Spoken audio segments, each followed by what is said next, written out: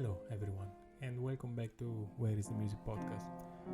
Before we begin, I wanted to say thank you to all the people, friends, colleagues, and students who have come forward so far and offered their personal feedback.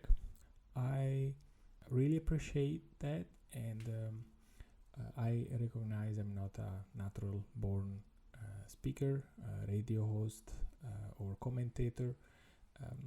Also, English, you might have gathered so far, is not my first language, so I'm not just learning as I do this, but also I'm learning the technicalities of it, recording side of it, the exporting and distribution online. So it is a bit of an experiment, and I really appreciate the fact that some of you invest a bit of their time to listen to it. So thank you for that. So let's go right into it. I decided to call this podcast "What is a Theme?" And the reason is because the term theme is one of those words that can have a very technical definition within musical circles like conservatory schools, or even when we read program notes from a concert, we'll always find this term, the theme of the piece, the theme of the symphony. But also it's not necessarily clear what a theme is, and especially if you are not an instrumentalist or a music reader or a musicologist, you might not exactly know what the theme does refer to. I find a bit confusing also that depending on the style of music or the epoch of the music, this term does change quite a bit of significance. So I think it's a good idea to go together down into this rabbit hole, because we might understand something important about music per se. I hope this to be a non-technical discussion on what a theme is. I like it to be rather an investigation of what a musical theme could be, and why is that relevant for our understanding of music. First of all, we need to make a distinction between theme and melody.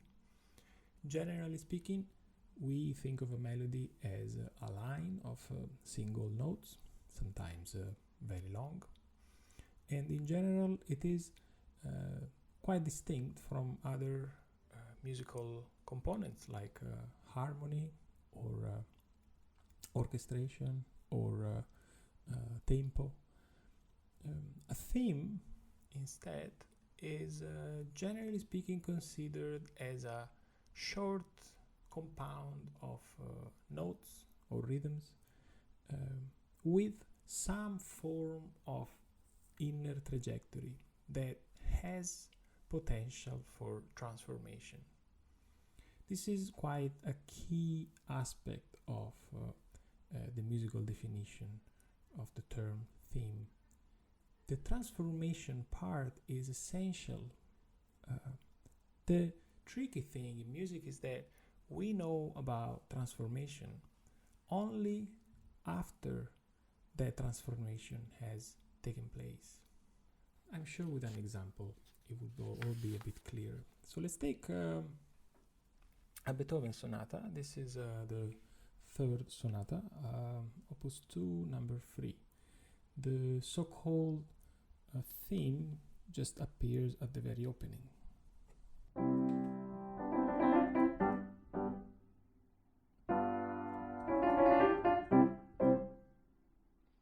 This is the very first 4 bars, and you can see that this is not really a melody, but there is something melodic to it.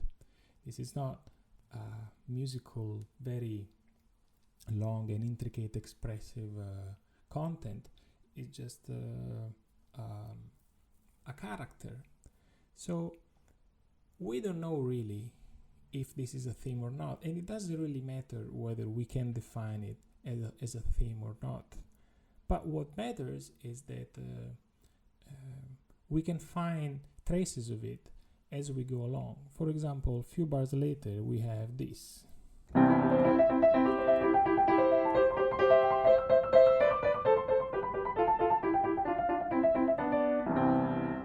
So we can already trace it back to the initial character of the opening statement. So for example, the first thing that we notice is bursting out of energy.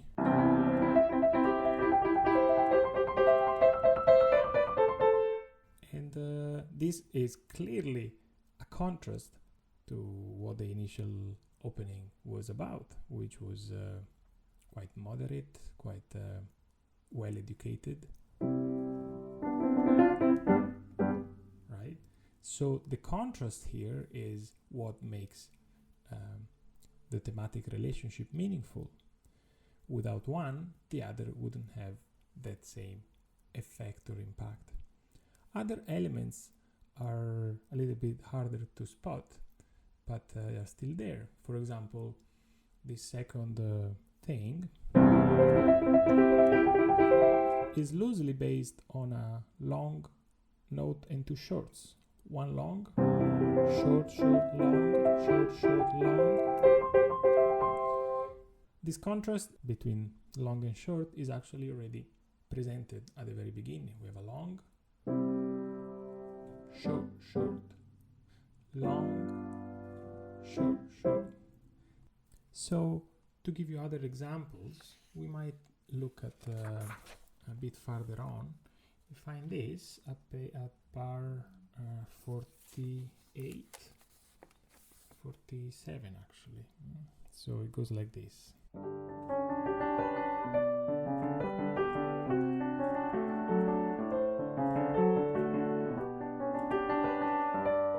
Okay, so I'll play it again, and now I'm gonna highlight the main melody.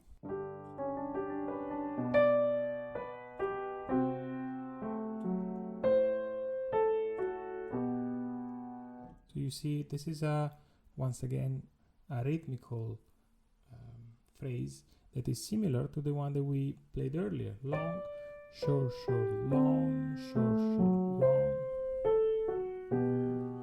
And once again, an inner feature of the opening theme, particularly the contrast between a long note and two short notes, which is just about the rhythm, becomes now the motive around which we create a new melody.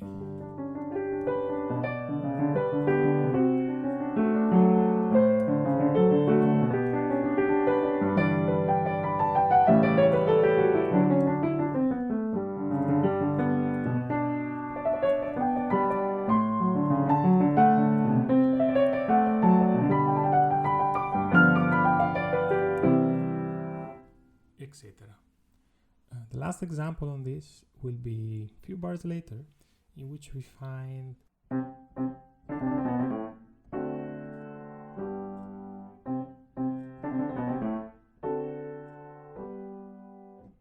okay, this sounds somewhat related, but it's weird. I'm gonna play it again.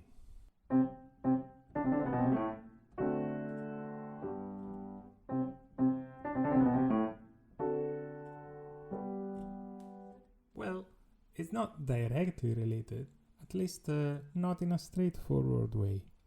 The procedure that Beethoven used is called retrograde. So he took the theme and he played it backwards. We find long, a kind of a trill, and then two short notes. And here we have two short notes, sort of a trill and a long note, right? Which closes with a short chord. Perhaps Beethoven used a bit of an intellectual trick. However, the relationship is there, and by just thinking it a second, you realize that this is related to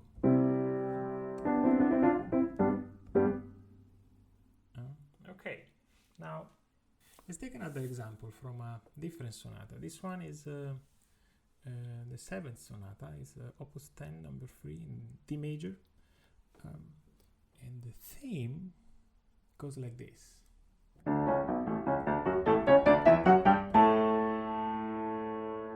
It's quite aggressive and shocking in a way. It's a presto, and the whole sonata starts exactly as I just played. I'm gonna play it again.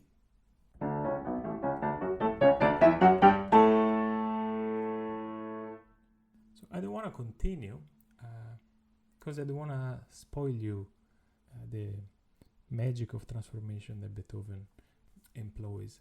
I just want to show you what happened after around 60 bars. He plays something like this.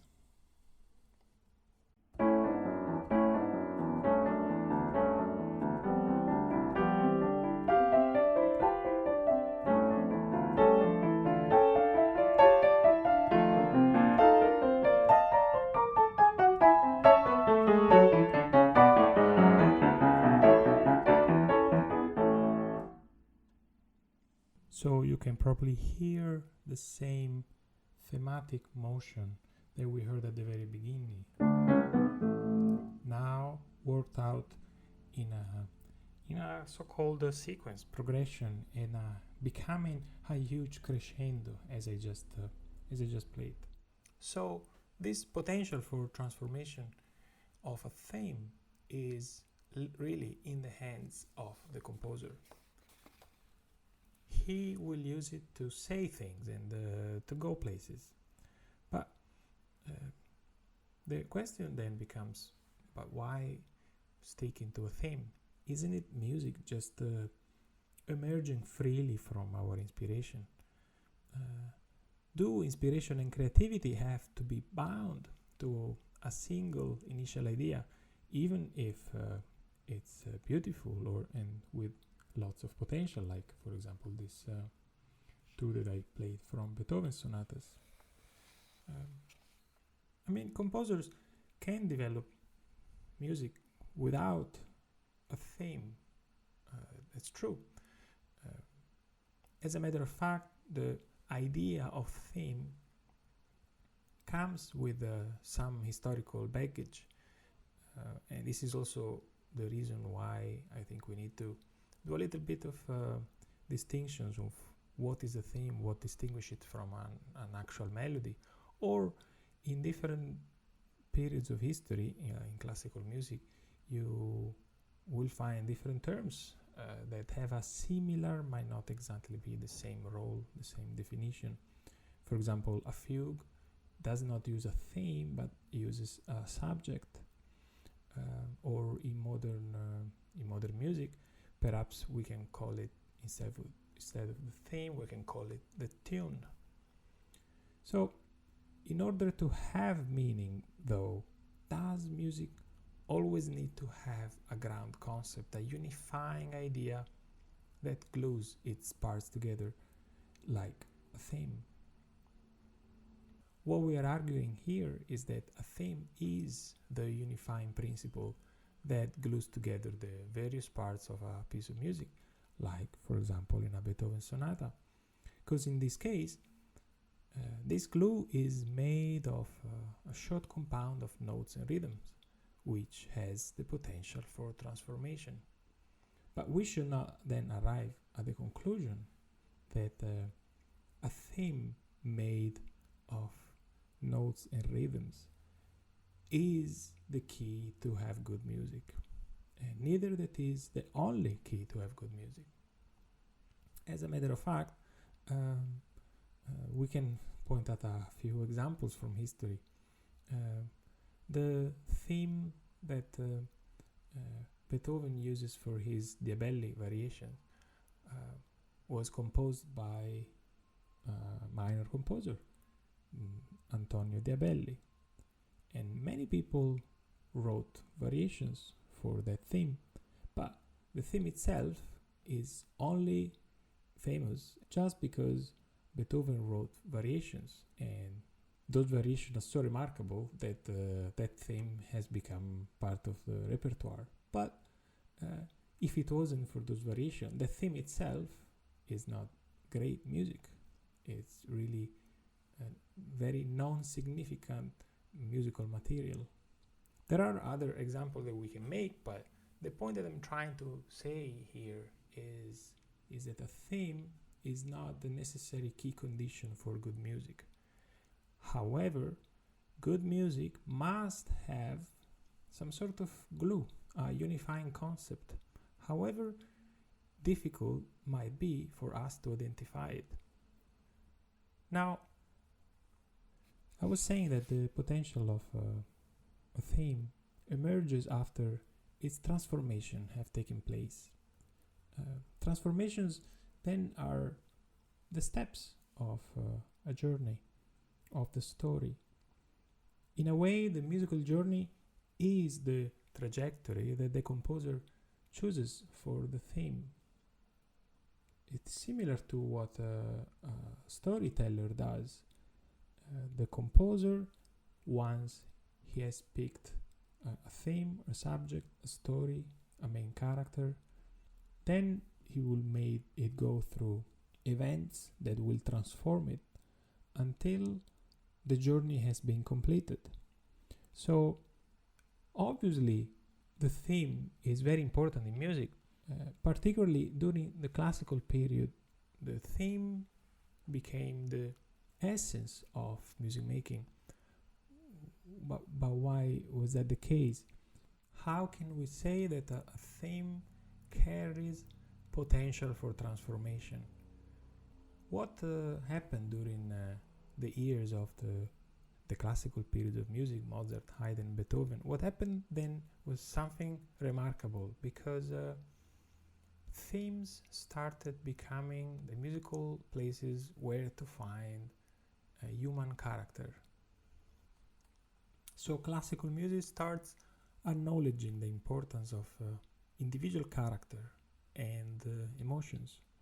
So if we go back for a moment to the initial example, the third Beethoven sonata, the one that goes like this.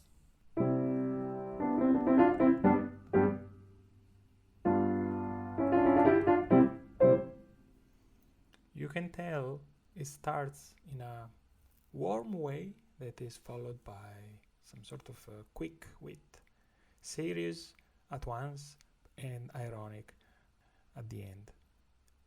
It's at once aristocratic but also joking, a bit coquettish.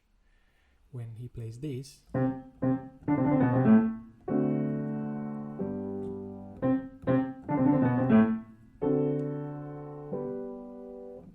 the opening theme started with an aristocratic gesture, followed by this coquettish, childish style ornament, and 2 steps. 1, 2. 1, 2. Here we have the exact opposite. We have these 2 steps in the beginning, the childlike ornament, and the aristocratic move.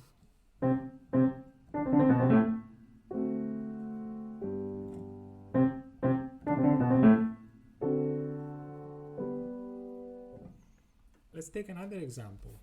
This is from a different sonata. It's the 18th one, opus 31, number 3. This.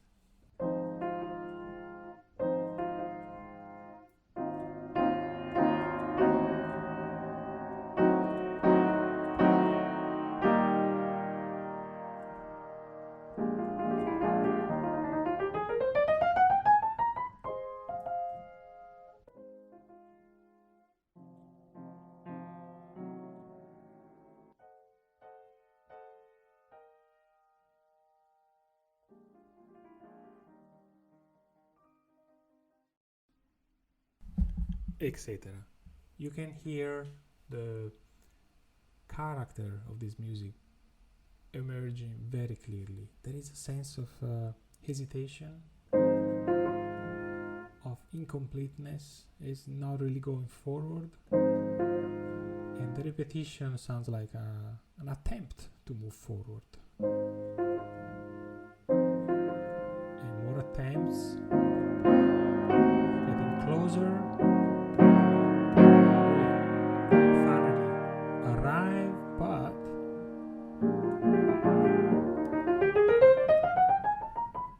once again, the arrival is not an aristocratic, full, solid, noble arrival. It's more of a joking one.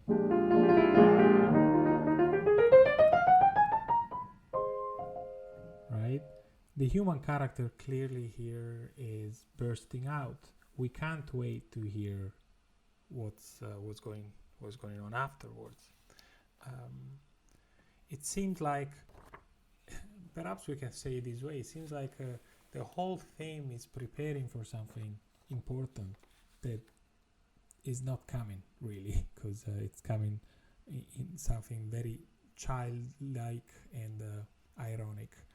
So the first arrival point of today is possibly that the theme is the essence of a piece. Knowing what a theme means might uncover the true meaning of the whole piece. Now, Beethoven is the one who made history by showing us how a piece of music can be recognized unequivocally as itself by means of its theme, or sometimes themes. It's not a coincidence that so far the examples I picked are all from Beethoven.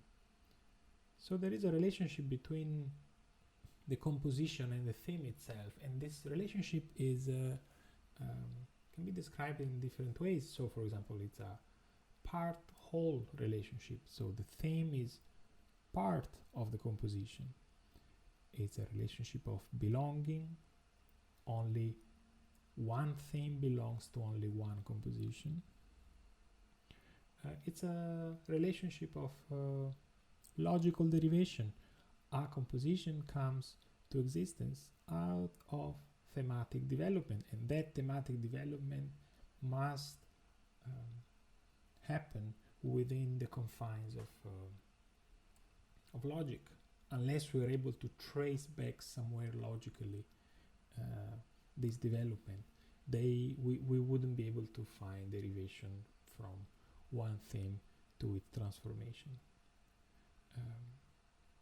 And also, we can say that the relationship between the composition and its theme is of identity. The character of a composition is given by the character of its theme. That's why then I was saying earlier that knowing a theme, knowing what a theme means, might uncover the true meaning of a piece of music. It is no coincidence that the theme acquired such an importance during the Enlightenment period, which was a unique moment in history where Western culture has started to recognize the importance of individual value, individual freedom, rights, feelings. In a way, if the DNA of a composition is unique, individual, non-replicable, like humans are, then the composition itself also has a similar uniqueness, individuality, and original value. So the theme, which in this analogy is the DNA, the theme is the source of such individuality, distinctiveness, and perhaps is the place where the ultimate reason for being might be found. Like, for people, it's the DNA. In a way, the theme is the code that gives meaning to the entire composition. This is important to know for listeners, as they can relate more strongly with the music that they are listening to, when they can identify the source of its inspiration in a shared musical idea. So, if, for example, if this one comes out as the main theme,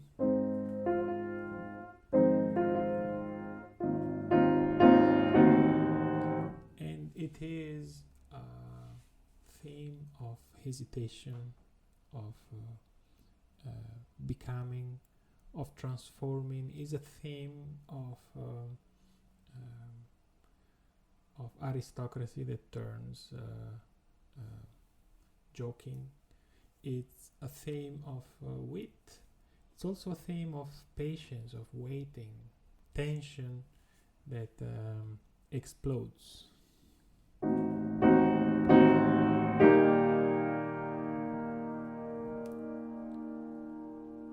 Seriousness that transforms into irony.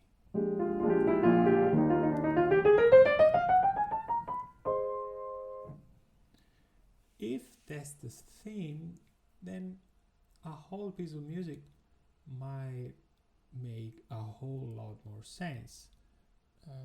At least this is my experience. Now, a theme also matters greatly for composers, obviously, because the thematic development is similar in nature to writing an essay or a book or a story. You can say whatever you like, but whatever you say, it must relate with the topic of choice. And also, it matters for performers, as it is on them to understand what a composition is trying to say. Failing to understand for a performer means the impossibility to deliver it to the listener. The listener won't be able to guess unless the performer is able to portray with exactness what is the character of its music. When the theme is made of a few notes and rhythms, it can become tricky to stay in touch with its original meaning. And that happens a lot to music students when they are practicing something for a long time, loses meaning. It's like a word that completely loses its meaning when we repeat it too many times. This is why, to understand how important a theme is, we better think of it as a character, a feel, an idea with potential rather than a set of notes. So what I often suggest my students is to stay in touch with the character that they wish to express. Here is the second arrival point of today's talk, which is can only be the theme, the essence of a piece. Or in other words, can music have an essence without a theme? Obviously, the essence of music can be in its theme or not. It's in anything we believe is the essence of it. But from a creative perspective, before Beethoven, the individual theme of a piece was identified in its feel, in its character, which might be difficult sometimes to hear for modern ears because, the style, the language, the instruments were very different from the one we have today. However, we have traces of it when we look into the words that musicians were using. For example, keys were distinct between minor and major. That already tells us about the feeling attached to a sound. Allegro, for example, means literally joyful. Isn't that a feel? Certainly has a translation in a metronome pace, in a tempo, in a speed, but initially it is just a feel. The same thing for moderato. Moderato is a way to be moderate. is a way of behavior. Thinking and speaking moderately means at a medium tone of voice, at a medium pace, without extremes. So moderate is not a tempo per se, is a feel once again. So let's take some examples from composers that are not Beethoven this time.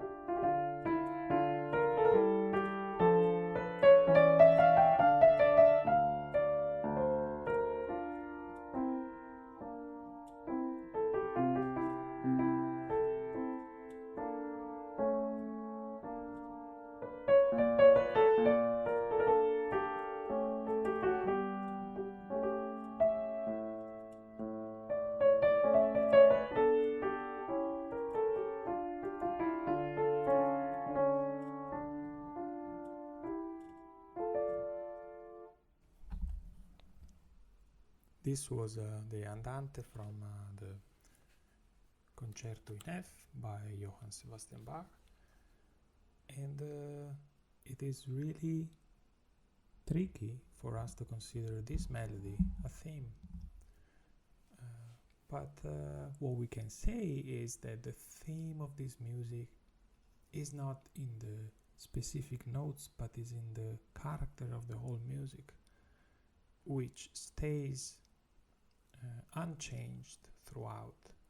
The beauty of it might be in how Bach is able to take us through a journey throughout this entire field, and let us experience and let us take a look of all the corners of this human emotion.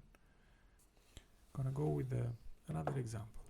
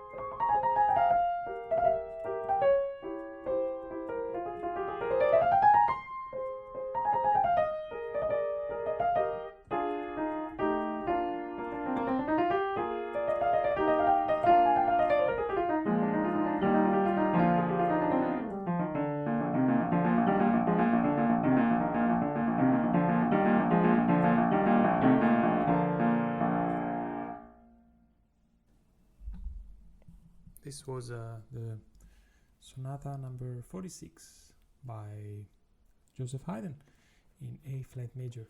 You could tell exciting, unique, original, very stylish character underneath this music.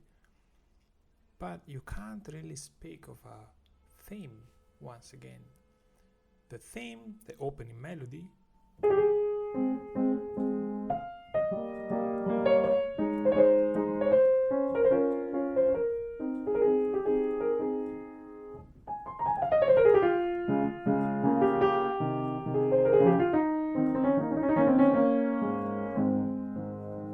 is kind of gone already.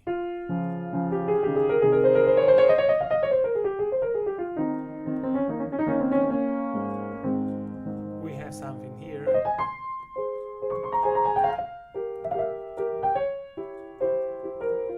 But not really so precisely related to it. It's just an echo of it.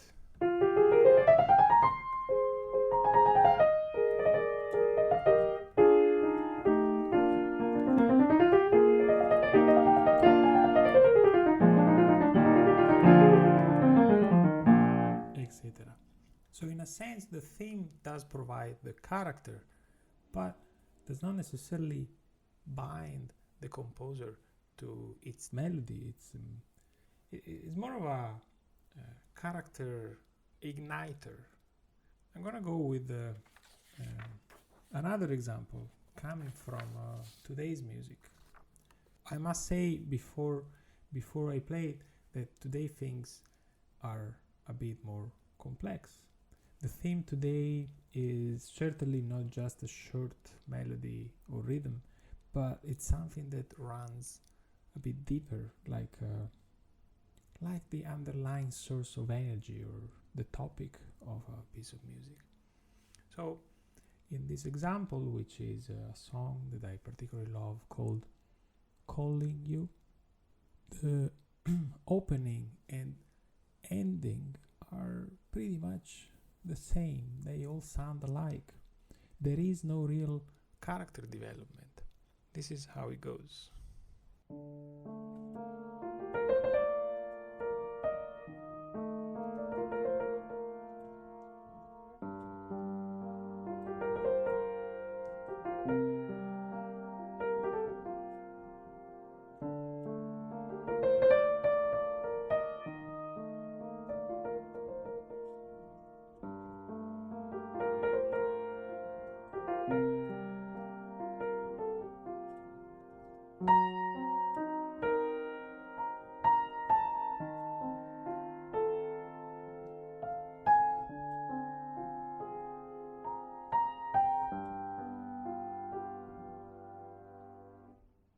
So it's beautiful music to me. Is daunting, is extremely atmospheric, and sounds like an intimate, very sorrowful call. The theme goes through the verse in the same way it goes through the chorus. It's the same feel. It is something that is not bound to particular notes, rhythm, or harmony. It is something that accompanies the music throughout. Even in the instrumental solo, if you listen to it, you will find that there isn't much development, character development. Once again, the theme, it is not a set of notes, but it is more a character, a feel. Some musicians talk about it as groove. Let's make a final example for today. In the American songbook, and I'm not talking about an actual book, I'm mostly referring to a repertoire of music that has crossed the last 100 years, and we can think of that book as a selection of tunes, and for that perhaps the term tune is the closest relative we have today to the theme in the classical sense explained earlier. But let's take a tune that has some lyrics. For example, you all know the song Mac the Knife.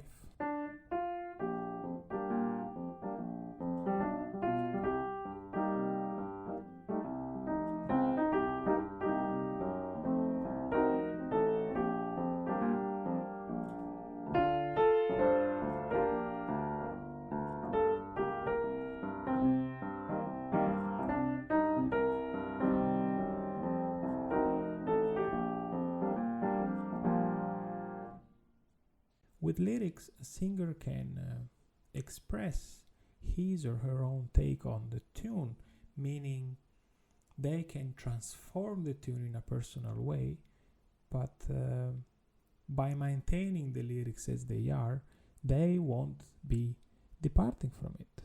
So they might interpret the melody, saying something like this.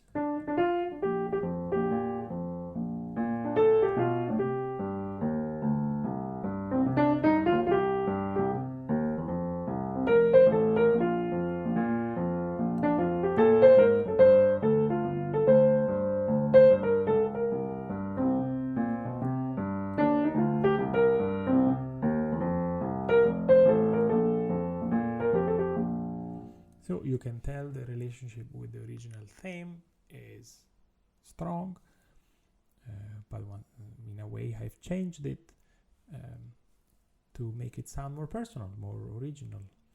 It's all good, but how far can I go until I start thinking, is this stay related to the original theme? In other words, if I don't have the lyrics, for example, but I'm just an instrumentalist, like a pianist, what should I do for interpreting this theme? Let's see.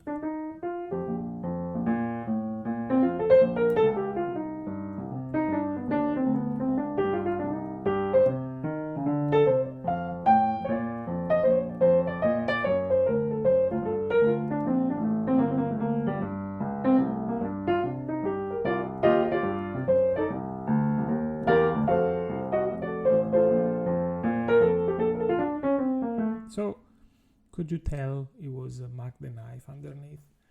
I'm not sure you could, but still, everyone would agree that I was improvising on the tune Mac the Knife. So then you realize that the tune does not have this strong binding rules as a Beethoven theme had. But why? Because the whole expressive goals are completely different. I can change the notes, the melodies, but I want to maintain the character. And then if I stick to the character, perhaps the song will still be the same, even if I prolong it for, 5-10 minutes. This is what happens in jazz all the time.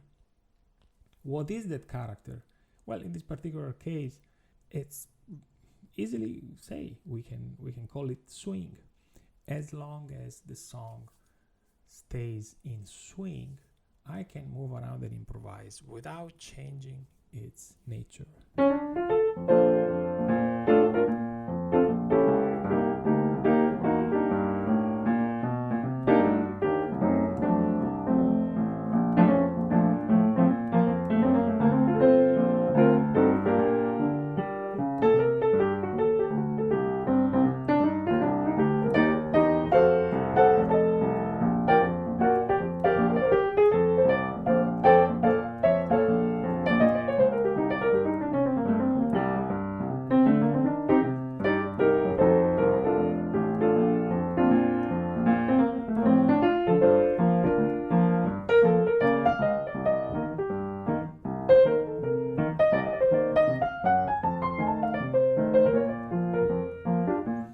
Etc.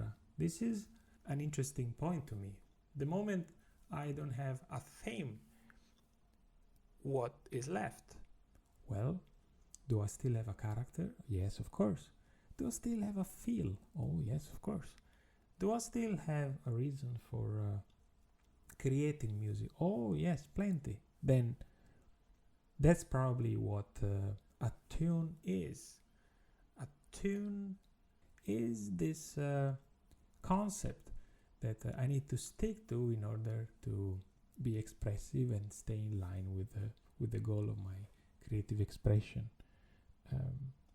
So what you learn in the conservatory from Beethoven is that the human character that is encapsulated in a few notes could be the origin of a beautiful, unique, and original piece of music. But what you learn playing jazz, for example, or jazz like other styles of music, is that the character, the human character, could be the origin of all the meaning of music that we hear and witness during a music performance. To conclude, we might be able to connect the dots. So the importance of a theme for Beethoven is not wildly different from the importance of the feel, the groove for a jazz musician. In both cases, we still do have a strong necessity to express human character. So here we come to the end of this journey. I hope you enjoyed this trip down to another rabbit hole of music. I hope I played enough to rest your ears from my voice. And for me, certainly was interesting because I find it challenging but also stimulating to link together types of music and artists that are not usually talked about in the same topic. So I will certainly link all the music that that I refer to today in the description, so you can go listen to it and continue your creative journey. Thank you for listening, and I look forward to our next episode of Where is the Music podcast.